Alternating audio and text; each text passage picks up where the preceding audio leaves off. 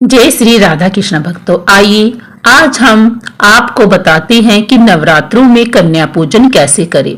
महान पुण्य फलदायक कन्या पूजन की संपूर्ण विधि के बारे में हम आपको जानकारी देते हैं।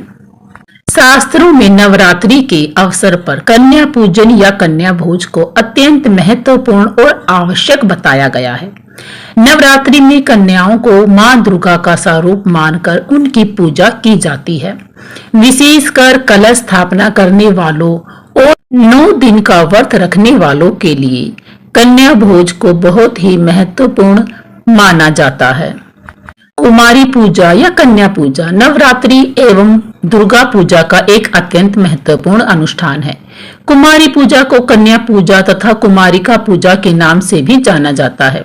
ऐसी मान्यता है कि नवरात्रि पर कन्या पूजन करने से मां प्रसन्न होती है और अपने भक्तों को मनवांछित इच्छा पूरी करती है।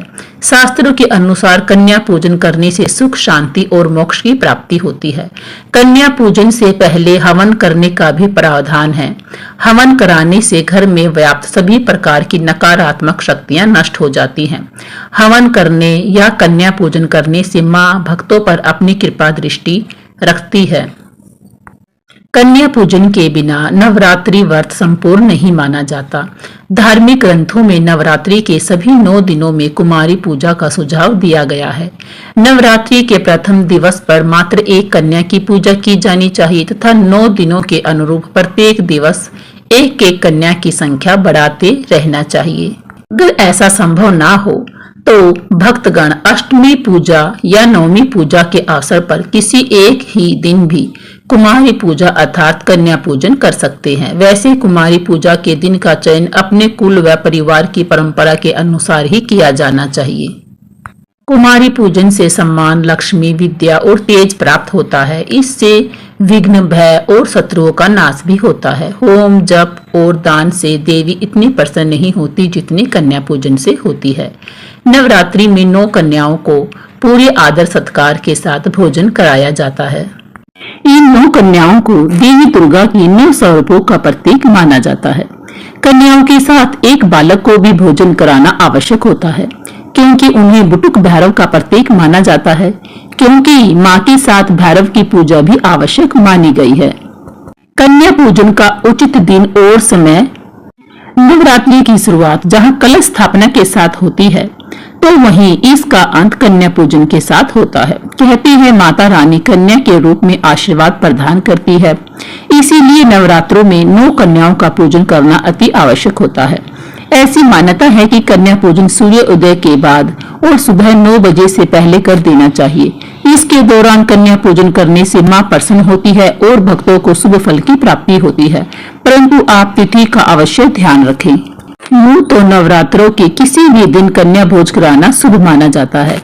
हालांकि अष्टमी और नवमी तिथि पर कन्या भोज कराना बेहद उत्तम माना गया है। भविष्य पुराण और देवी भागवत पुराण में कन्या पूजन का वर्णन किया गया है। इस वर्णन के अनुसार नवरात्रि का पर्व कन्या भोज के बिना अधूरा होता है। वैसे तो लोग कन्या पूजन नवरात्रि पर्व के किसी भी दिन या कभी भी कर सकते हैं, लेकिन पौराणिक कथाओं के अनुसार नवरात्रि के अंतिम 2 दिनों को अर्थात अष्टमी और नवमी को ही विशेष रूप से कन्या पूजन का श्रेष्ठ दिन माना जाता है। परंतु कन्या पूजन के दिन का चयन अपने कुल या परिवार की परंपरा के अनुसार किया जाना उचित होता है, जो कि अधिक उत्तम भी होता है। कन्या पूजन के लिए हम किस कन्या को बुलाएं? महाअष्टमी या महानवमी को हवन करने के बाद कन्या पूजन किया जाता है। 2 वर्ष से लेकर 10 वर्ष तक की कन्या पूजन का विधान है। कन्या पूजन के लिए 2 से 10 वर्ष की कन्याओं को बहुत ही शुभ माना गया है। इसीलिए हमें नवरात्रों में जब हम कन्या का भोज करते हैं तो हमें केवल 10 वर्ष तक की आयु की कन्या को ही भोज कराना चाहिए, उसी को शुभ माना गया है। कथाओं में कहा गया है कि कन्या भोज के लिए आदर्श संख्या 9 होती है। वैसे लोग अपनी श्रद्धा के अनुसार ज्यादा कन्याओं को भी भोजन करा सकते हैं, परंतु पूजा 9 कन्याओं की ही की जानी चाहिए। कन्या भोज के लिए जिन 9 बच्चियों को बुलाया जाता है, उन्हें माँ दुर्गा के 9 रूप मानकर ही पूजा की जाती है। कथाओं में कन्याओं की उम्र के अनुसार उनके नाम भी दिए गए हैं। 2 वर्ष की कन्या को कुमारी, 3 साल की कन्या को त्रिमूर्ति, 4 साल की कन्या को कल्याणी, 5 साल की कन्या को रोहिणी, 6 साल की कन्या को कालिका, 7 साल की कन्या को चंडिका, 8 साल की कन्या को सांभवी, 9 साल की कन्या को दुर्गा और 10 साल की कन्या को सुभद्रा का स्वरूप माना जाता है। जैसा कि हमने कहा था, 9 कन्याओं के साथ एक छोटे बालक को भी भोज कराना आवश्यक होता है। बालक को भैरव बाबा, बुटुक भैरव का स्वरूप या लंगूर या लांगुरिया माना जाता है। कन्या पूजन की संपूर्ण विधि: प्रातः काल स्नान करके प्रसाद में खीर, पूरी और हलवा आदि तैयार करना चाहिए या अपने परंपरा के अनुसार जो आपके घर में बनता है वही बनाना चाहिए। इसके बाद कन्याओं को बुलाकर शुद्ध जल से उनके पांव धोने चाहिए। कन्याओं के पांव धुलने के बाद उन्हें साफ आसन पर बैठाना चाहिए।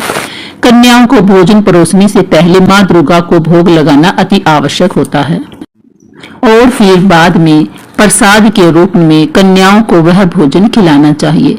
कन्या पूजन की संपूर्ण विधि इस प्रकार है। कन्या पूजन के लिए एक दिन पहले कन्याओं को आदर के साथ आमंत्रित करें। कन्या पूजन के दिन सबसे पहले घर में साफ सफाई अवश्य कर लें। अगर आप अष्टमी के दिन कन्या पूजन कर रहे हैं तो सुबह के समय स्नान आदि से निर्मित होकर गणेश भगवान और महागौरी की पूजा अवश्य करें। वहीं अगर आप नवमी पर पूजन कर रहे हैं तो गणेश की पूजा करने के बाद मां सिद्धिदात्री की पूजा अवश्य करें। 2 से 10 साल की 9 कन्याओं को घर बुलाएं। गृह प्रवेश पर कन्याओं पर पुष्प वर्षा करें। उनका स्वागत करना चाहिए क्योंकि कन्याएं मां का स्वरूप मानी जाती हैं। इसके साथ ही मां भगवती के 9 नामों का जयकारा लगाना चाहिए। कन्याओं के साथ एक बालक को भी बुलाए तथा साथ बिठाए। यदि 9 कन्याओं की संख्या पूरी नहीं हो पा रही है तो ऐसे में अगर आपके घर में छोटी बच्ची मौजूद हो जिसकी आयु 10 वर्ष से ऊपर की ना हो तो उसे भी आप कन्या भोज और कन्या पूजन के लिए आमंत्रित कर सकते हैं। आसन पर बैठने से पहले जय माता दी का जयकारा जरूर लगाएं। कन्याओं को बैठने के लिए आसन दें और भोज से पहले उनके पैर अवश्य धोएं। कन्याओं को स्वच्छ आसन में बैठाकर साफ पानी या दूध से भरे थाल में पैर रखकर पैरों को धोना चाहिए। कन्याओं को रोली, कुमकुम, अक्षत का टीका लगाएं। फिर कन्याओं को मोली बांधें। इसके बाद घी का दीपक जलाएं और प्रत्येक कन्या की आरती उतारें विषम संख्या में। मां दुर्गा को भोग लगाने के बाद देवी स्वरूप कन्याओं को भी भोजन कराएं। खीर, पूरी, चना और हलवा कन्याओं को खाने के लिए दे। खाने में खीर, पूरी, चना और हलवा के अलावा आप अन्य सामग्री भी परोस सकते हैं। जो भी आपके घर में बनता है आपकी परंपरा के अनुसार आप कन्याओं को भोज कराएं। सामर्थ्य के अनुसार कन्याओं को भेंट स्वरूप दक्षिणा स्वरूप धन और उपहार दे। अंत में पैर छूकर उनका आशीर्वाद ले और उन्हें विदा करें। कन्याओं को नमन करते समय मंत्र बोले, या देवी सर्वभूतेषु शांति रूपेण संस्थिता, नमस्तस्यै नमस्तस्यै नमस्तस्यै नमो नमः। कन्याओं को क्या गिफ्ट हम दे सकते हैं? कन्या पूजन के दिन कन्याओं को वाटर बोतल, piggy bag, bracelet, hair clip, purse, pencil box, doll, kitchen set या थाली जिसमें प्रसाद रखा हो आदि गिफ्ट के तौर पर दिया जा सकता है। आप रुपए या फल भी दे सकते हैं। कन्याओं को आप श्रृंगार का सामान जैसे बिंदी, चूड़ी, मेहंदी आदि भी दे सकते हैं। आपको यह जानकारी कैसी लगी प्लीज कमेंट सेक्शन में हमें जरूर बताएं। लाइक करें, शेयर करें और सब्सक्राइब जरूर करें। बोलो जय माता दी।